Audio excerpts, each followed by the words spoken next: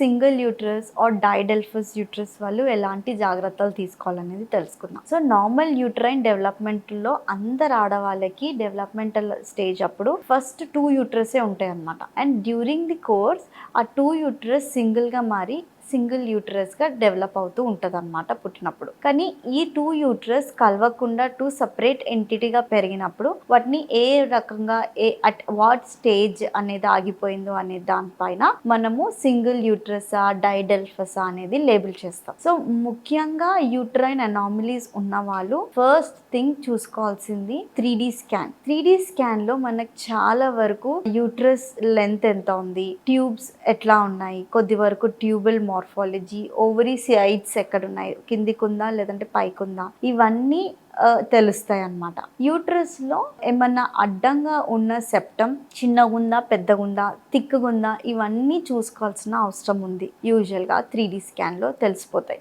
ఏ రకంగా యూట్రస్ ఉందో దాని ప్రకారంగా ట్రీట్మెంట్ ఇవ్వడం జరుగుతుంది. ఒకవేళ యూనికార్నియేట్ యూట్రస్ ఉందనుకోండి, అంటే ఒక వైపే యూట్రస్ పెరిగింది, ఇంకో వైపు చాలా చిన్నగా ఉంది ఆర్ రెసిడ్యుయల్గా ఉంది అన్నప్పుడు ఈ సింగిల్ యూట్రస్కి హెచ్ఎస్జి చేసుకొని ఈ సైడ్ ట్యూబ్ ఓపెన్ ఉందా లేదా, ఈ సైడ్లో ఎగ్ పెరుగుతుందా లేదా అనేది ఫస్ట్ చూసుకుంటాం.